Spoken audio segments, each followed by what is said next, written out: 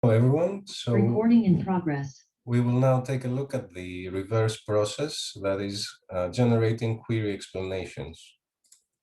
So why do we need to generate query explanations? So as we have already discussed, we have a user that cannot read nor write structured queries such as SQL and Sparkle.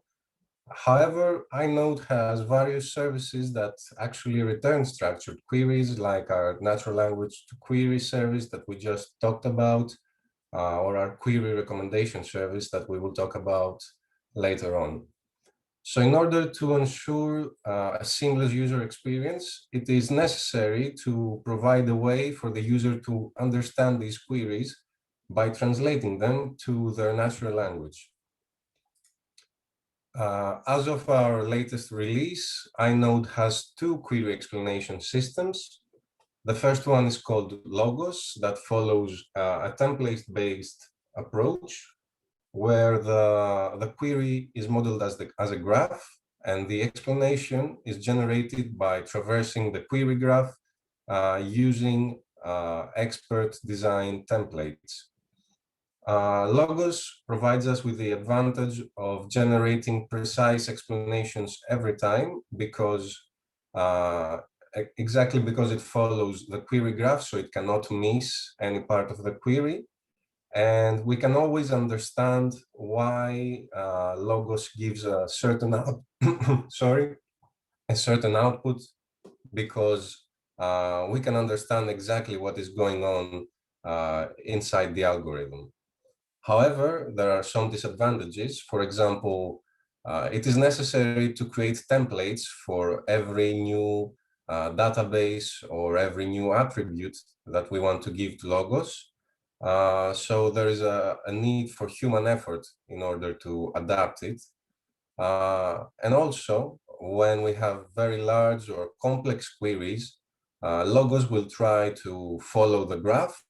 And because the graph will be very, very large, this will also lead to large and sometimes unclear translations. On the other hand, we have eXplain, that is a deep learning approach for query explanations. It is based on Google's T5 transformer model, and it has been trained on the Spider text-to-SQL dataset.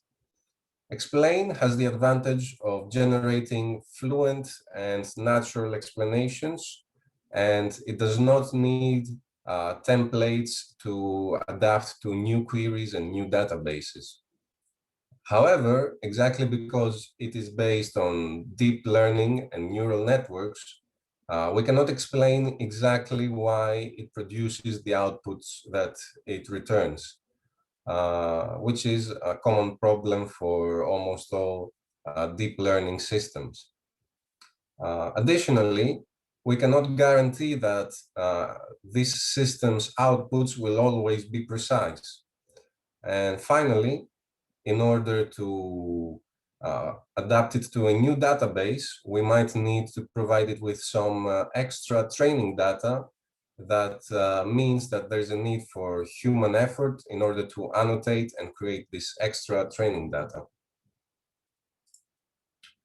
So given that we have two different systems that do the same work, it is necessary to find a way to decide which system's explanation is going to be shown to the user. And this is necessary because the user does not need to care what's happening in the background.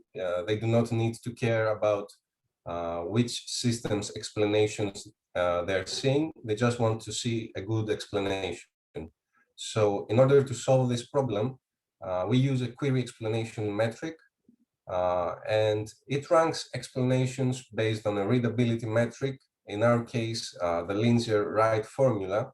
And furthermore, it gives priority to explanations by Logos when the SQL query is too complex, because as we discussed earlier, Logos is guaranteed to give precise explanations for all queries. So in this example, we see on the right, what is happening is that we start from an SQL query, Both of our systems provide an explanation of the query, and then the explanation metric gets the two explanations as well as the SQL query.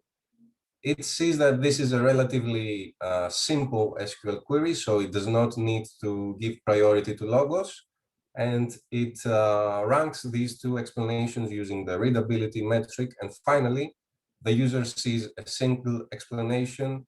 They understand what's going on, and they do not need to know what's happening in the background. So moving on, we're going to show a short demo of these systems in action.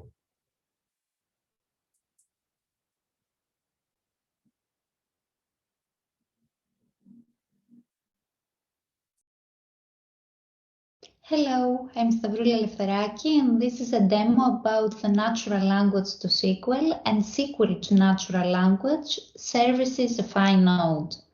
In this particular example, we are going to use the OncoMX database, a scientific database storing information for the study of cancer biomarkers.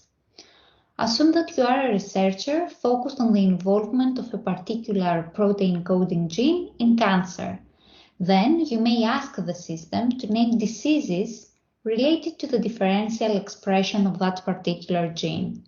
For example, here we focus on the signaling threshold regulating transmembrane adapter 1, or SAT1 in short. By clicking this button over here, the system calls ValueNet in order to generate candidate SQL queries that answer our question. These queries are then sent to eQsplain and Logos for interpretation.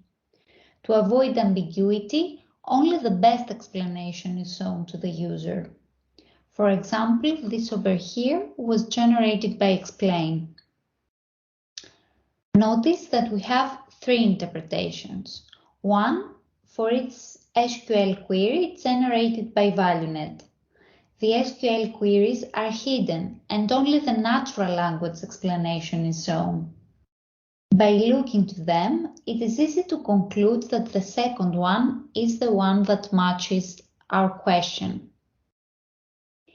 If we click it, we get a table with the results, the SQL query, and of course its interpretation. Thank you for watching.